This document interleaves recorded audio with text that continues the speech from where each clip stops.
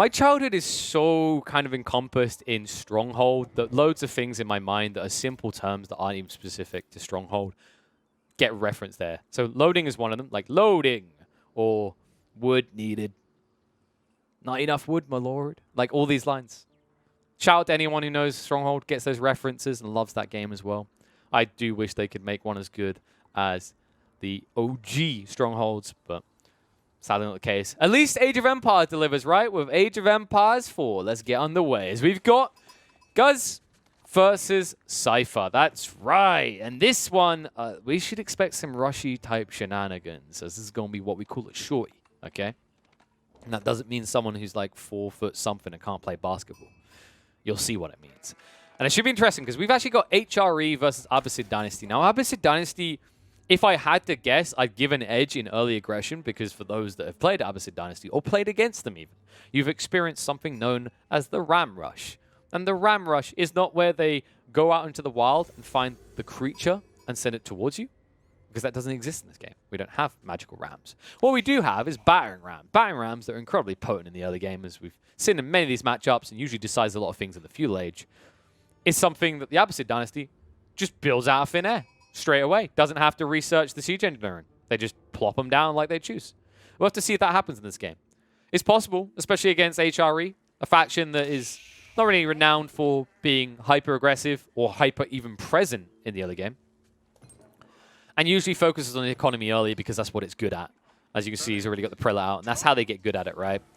It is a long run, by the way. I'm surprised he didn't move these sheep to the back so he's close to the gold vein, because now he has to run back and forth. And remember, this buff only lost 30 seconds, so you're getting some value, but a lot of value lost in terms of how far your Prelate has to run back and forth between your food and gold lines here from Cypher.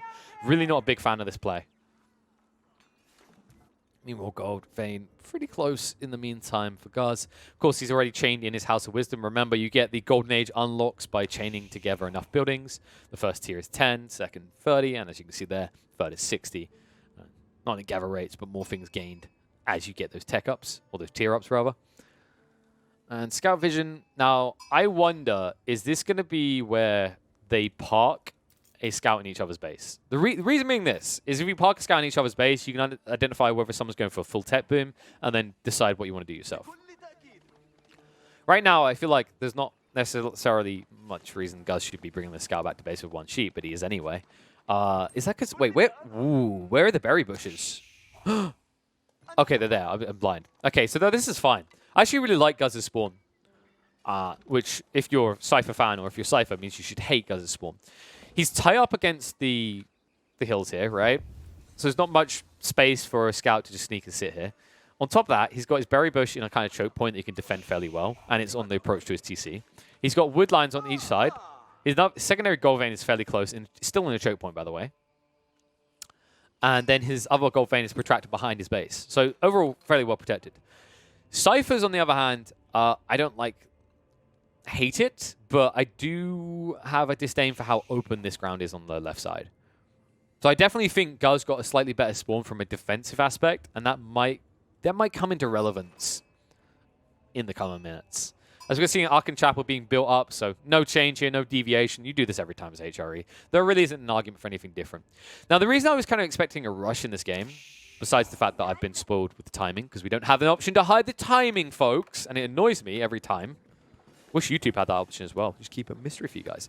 But no, the reason that I think Cypher's going to get rushed, because by the way, I don't know how this ends, because I always, I kind of dead eye at the part of the screen where I won't see victory, defeat, or anything like that. But the reason I think that Cypher's going to get rushed is because Guz understands gHREedy inside out. This guy plays so much gHREedy. You've seen him frequently on this channel play gHREedy. It's got to be his most played faction, in fact, and he's very good at it. And one thing he understands is that it's a very turtly type civ, and it takes some experience with it. It takes some regularity playing it to kind of get familiar.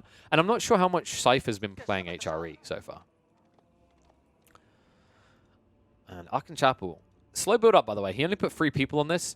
Now, there's an argument back and forth for how many people you should have building. Guz always goes in with like 6, 7, 8 workers, and I kind of like that from the Prelate perspective, because I think once you get past the massive 10 workers, anything additional is kind of lost like economy, unless you build a secondary Prelate, right?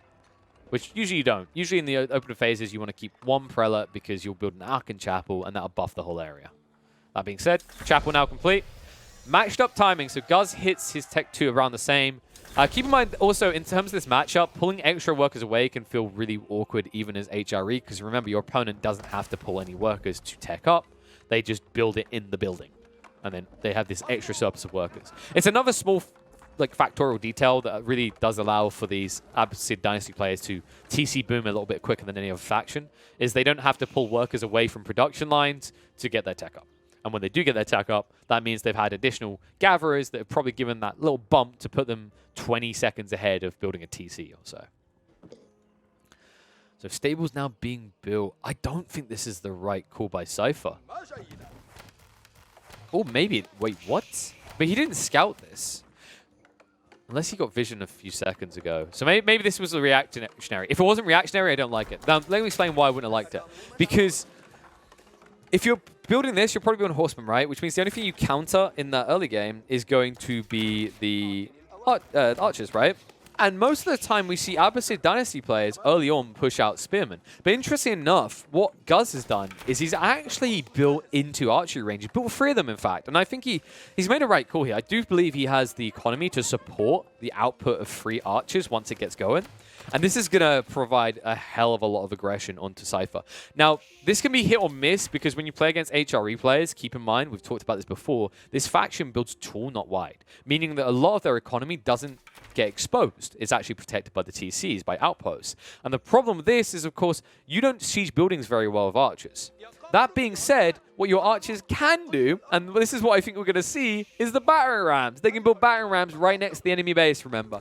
So I'm 100% expecting Guz to get up to about 10, 15 archers and build 1 or 2 battering rams and battering ram rush his opponent. Cypher, on the other hand, he'll just not be ready for this. Because look, he built a stable, but he didn't build horsemen. He's been building more scouts because he went for the professional scouts.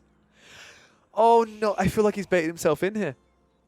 So professional scouts, for those unfamiliar, allows you to pick up deer carcasses and bring them back. Really big deal because deers are gathered from a quicker rate than anything else. Include that 40% buff rate on the gather speed for the villagers, and you are just milking food. Once again, talked about milking as a problem before. I don't understand how you milk food necessarily. It's a complicated art, but he's doing it nonetheless.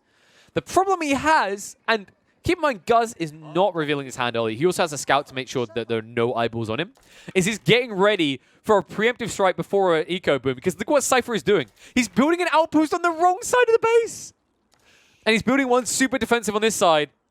And this means he's not going to know what Guz is doing. It also means he's not prepared because although he has surplus, he only has 1 military building. And he built another outpost as well.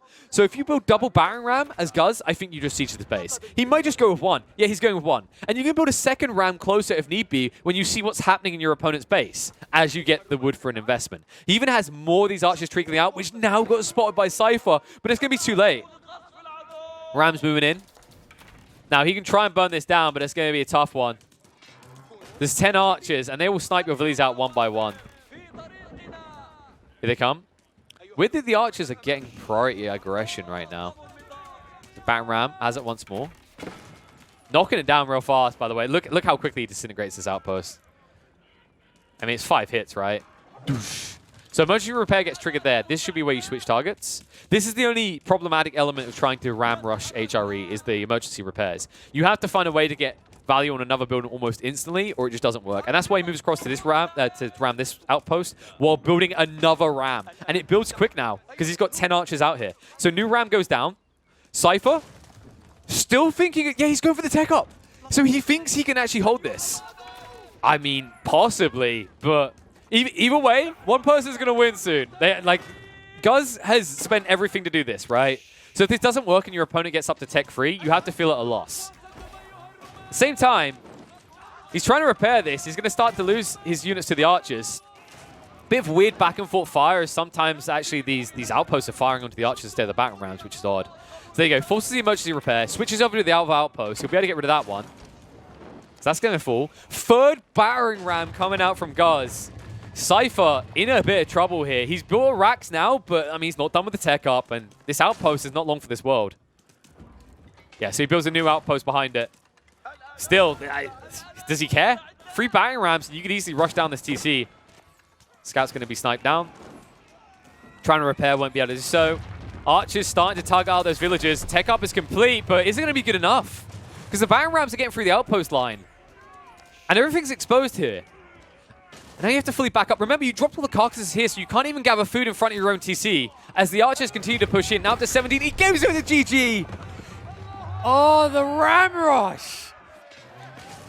That is how you play an Abbasid Dynasty Rush, folks. When you're up against gHREedy, don't let him get greedy. Punish him for that. Let Cypher know it ain't going to be that easy, especially when you are an gHREedy pro.